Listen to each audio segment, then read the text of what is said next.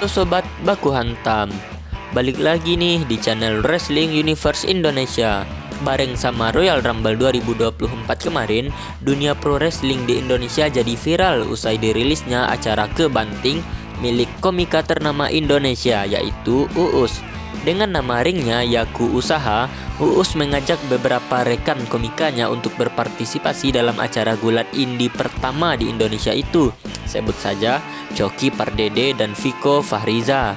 Karena acara tersebut mengharuskan para pemainnya untuk banting-bantingan satu sama lain, tentunya sudah ada pihak medis yang berjaga-jaga plus jadi salah satu sponsornya. Selain mereka, ada juga sponsor untuk pembuatan theme song dan produk rokok elektronik alias vape. Dalam episode ternama yang bisa kalian tonton di channel YouTube Uus Kamu Kita, Uus sang inisiator mengaku bangga karena dia mewujudkan cita-citanya yang sekaligus jadi cita-cita kita semua sebagai penikmat gulat atau WWE di Indonesia. Tentunya semua ini berkat jasa WWE yang tayang di TV Indonesia pada tahun 2000 silam. Oh ya, mungkin kalian kepo ya, gimana sih yang namanya pro wrestling itu bisa ada di Indonesia? Oke lah, daripada penasaran, kita langsung ke pembahasan. Masuknya WWE ke Indonesia tahun 2000. Pertama-tama kita ucapkan terima kasih banyak buat RCTI yang sudah memperkenalkan beberapa anak generasi 90-an dengan promotor gulat terkenal di dunia yaitu World Wrestling Entertainment atau WWE atau WWE.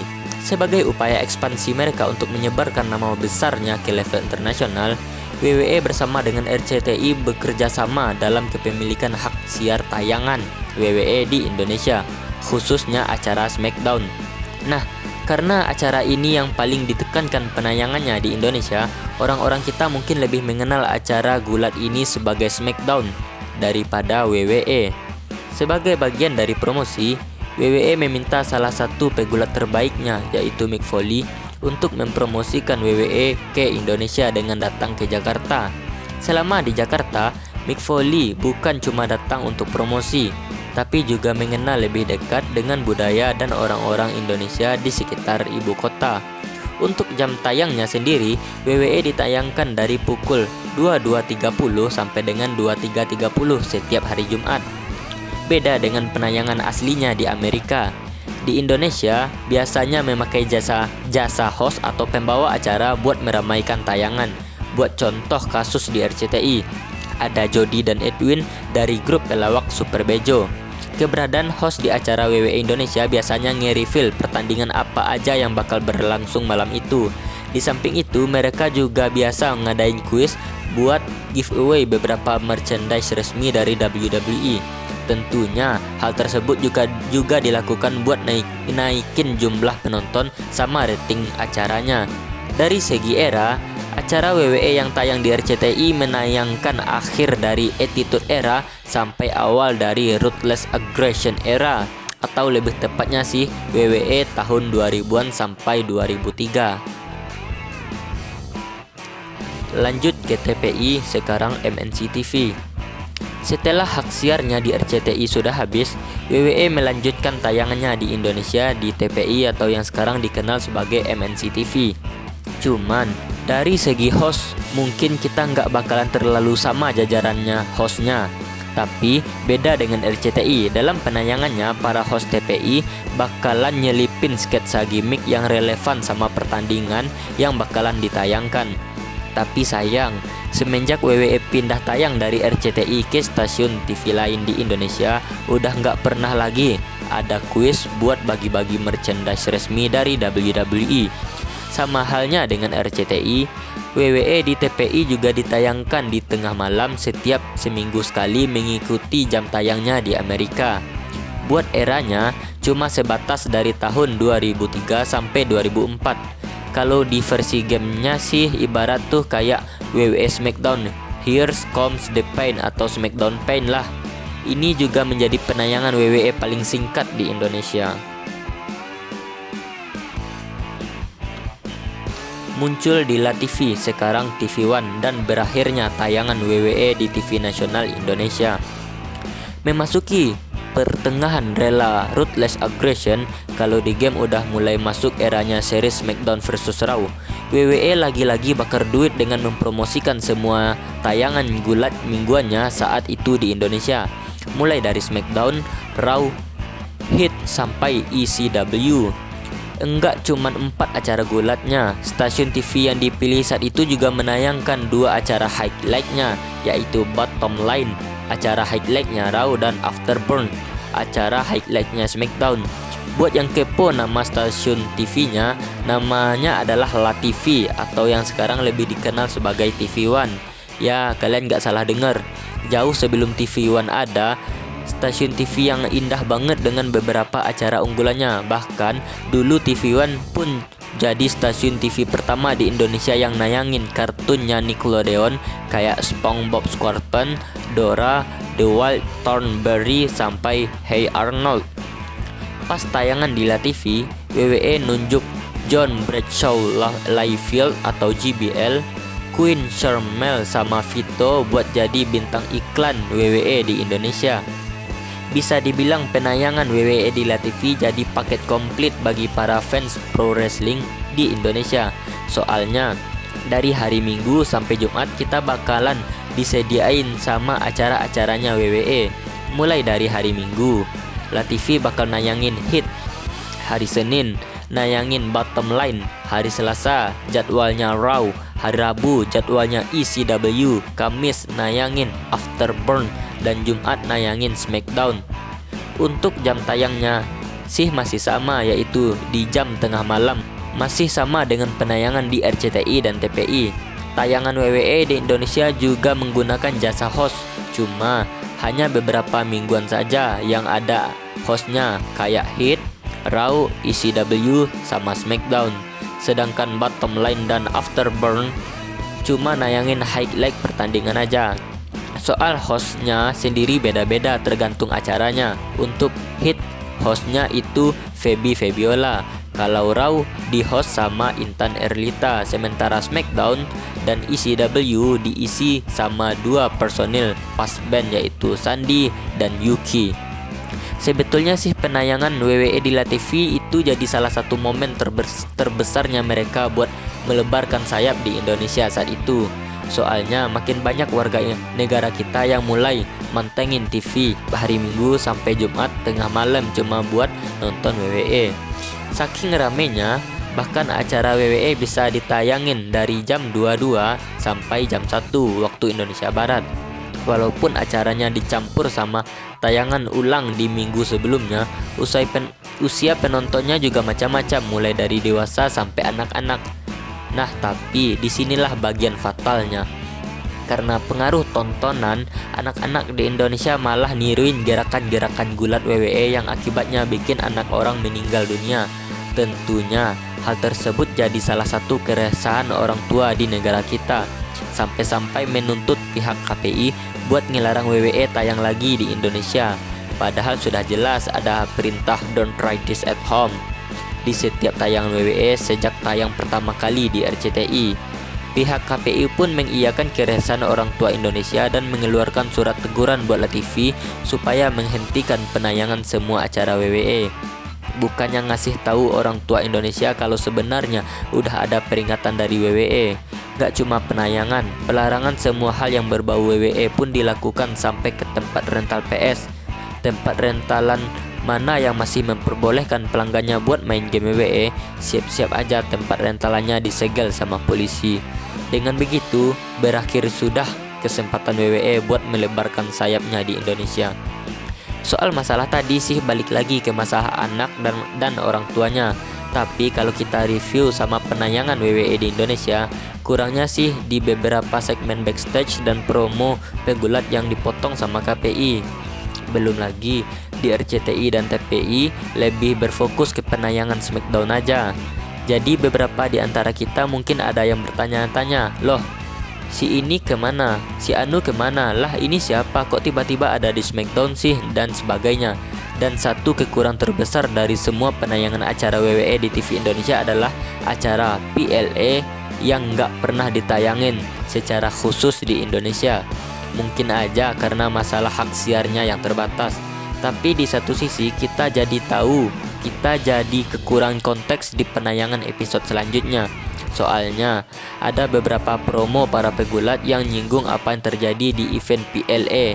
Biar begitu, tiap stasiun TV punya kelebihan masing-masing. RCTI dengan pembawaan duo super bejo yang lucu dan kocak, plus ada kuis buat para penonton. TPI dengan sketsa gimmicknya dan LTV dengan paket lengkapnya. Ya walaupun masih aja nggak nayangin event premium live eventnya. Media subscription. Penayangan acara WWE di TV nasional memang sudah berakhir, tapi usaha WWE untuk menyiarkan acara gulatnya ke seluruh dunia masih belum berakhir. Beberapa penonton TV kabel di Indonesia rupanya masih bisa menikmati berbagai macam tayangan yang disediakan oleh WWE, mulai dari akhir era Ruthless Aggression sampai sekarang. Untuk stasiun TV yang dipilih pun beragam, salah satunya di Mola TV. WWE bekerja sama dengan Mola TV per bulan Maret 2020. Di tahun 2014, WWE merilis WWE Network, sebuah platform resmi yang ditunjukkan untuk para fans yang ingin menyaksikan berbagai macam tayangan yang disediakan oleh mereka, mulai dari acara mingguan premium, live event, dokumenter, sampai reality show buatan mereka. Para fans diminta untuk mengeluarkan biaya bulanan untuk berlangganan konten yang disediakan oleh WWE Network. Untuk jangkauannya sendiri, WWE Network menjangkau para penggemar di berbagai belahan dunia, termasuk Indonesia. Layanan WWE Network ini akan berakhir di tahun 2025 mendatang usai WWE melalui TKO Group bekerja sama dengan Netflix untuk hak siar tayangannya WWE. Di awal tahun 2022, WWE menjalin kerjasama dengan media Disney Plus atau Disney Hotstar untuk menayangkan acara-acara WWE di pasar Asia, dan salah satunya adalah Indonesia. Untuk penayangan di Disney Hotstar, WWE hanya menampilkan acara-acara premium live event yang disiarkan secara langsung di sana, juga beberapa reality show dan dokumenter tertentu. Tayangan WWE di Disney Hotstar masih bisa kalian tonton sampai sekarang. Lahirnya kebanting dan harapan para fans pro wrestling di Indonesia. Pas hari Jumat tanggal 26 Januari 2024 kemarin, kita sempat dikagetin ini sama postingan dari sebuah akun IG yang namanya Kebanting ID. Di postingan itu diliatin sebuah arena yang lengkap sama ring, wasit, penonton, sama entrance yang kayak di acara indie wrestling. Pas besoknya terungkap kalau acaranya yang namanya Kebanting itu adalah milik komika ternama Indonesia, yaitu Uus. Makin kesini barulah ke-reveal kalau Uus bersama para rekan komikanya ngadain acara gulat indie yang tayang di channel YouTube-nya Uus. Habis nonton Royal Rumble 2024, episode pertama pun ditayangkan. Beberapa dari kita yang ngerasa bete setelah Royal Rumble jadi seneng lagi nih sama tontonan yang disediakan sama Uus. Di pertandingan debutnya, acara Kebanting menampilkan pertandingan antara Hemi Bird Pratama melawan Dery Zaki atau Chi Nice Pri Sadevano. Hemi Pratama adalah seorang atlet parkour, sehingga kebanyakan movesetnya bertipe high flying. Contohnya kayak Rey Mysterio sama Jeff Hardy. Sementara Dery Zaki Prisadevano adalah seorang atlet skateboard yang kebanyakan movesetnya adalah diambil dari kategori powerhouse, contohnya kayak John Cena. Di awal pertandingan, kedua bantingers, sebutan buat para pegulat, akan beradu promo dengan tambahan unsur komedi di dalamnya. Wajar sih orang para komika Indo ini yang bikin. Habis adu promo, pertandingan pun dimulai. Kedua bantingers menunjukkan gerakannya masing-masing, dari The 619, leg drop khasnya Jeff Hardy, Swanton Bomb, sampai ditutup dengan attitude adjustment.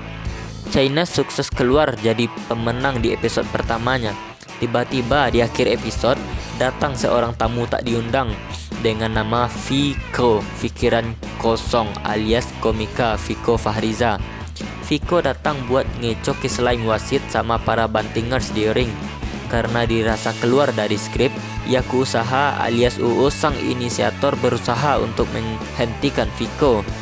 Sayangnya Uus menjadi korban dari keganasan Viko dengan memberikan samuan rope kepadanya. Habis itu Viko pun balik ke backstage dan episode pertama Kebanting pun berakhir. Selepas penayangan episode perdananya, respon positif pun banyak diterima oleh Uus dan tim Kebanting, baik di kolom komentar YouTube maupun di IG. Ada yang ikut ngerasa bangga dengan adanya indie wrestling pertama di Indonesia. Ada yang ngarep pengen jadi peserta sama diadain acara serupa di kota lainnya di Indonesia. Bahkan ada yang sampai ngasih kritik dan saran buat acara ini. Kita pun juga ikut ngeramein eksistensinya Kebanting, dari posting di Insta story-nya sampai bikin konten di akun Instagram kita soal pertandingan pertamanya Kebanting. Bukan cuma kita, akun teman kita yaitu WrestleSlam ID juga ikut ngebantu. Saking antusiasnya Kebanting, bahkan sampai masuk ke akun Instagram resmi USS Fits. Dari kita sih, mudah-mudahan acara Kebanting ini bisa terus konsisten dalam penayangannya dan promosinya di sosial media dan YouTube. Jadi jembatan bagi para pegulat muda Indonesia untuk bisa berkancah di dunia promosi gulat dunia termasuk WWE. Sama harapannya mudah-mudahan WWE bisa tertarik lagi buat nayangin acara mereka di stasiun TV nasional kayak dulu lagi dengan adanya Kebanting ini. Walaupun nanti kita bisa nonton acaranya WWE di Disney Hotstar sama Netflix sih. Gimana sobat baku hantam sekalian? Kalian setuju nggak sama pendapat kami? Dan harapan kalian gimana? Atau mungkin kalian punya harapan tersendiri dengan adanya ke sini banyak wrestling atau Kebanting? Tulis di kolom komentar di bawah. Bye bye.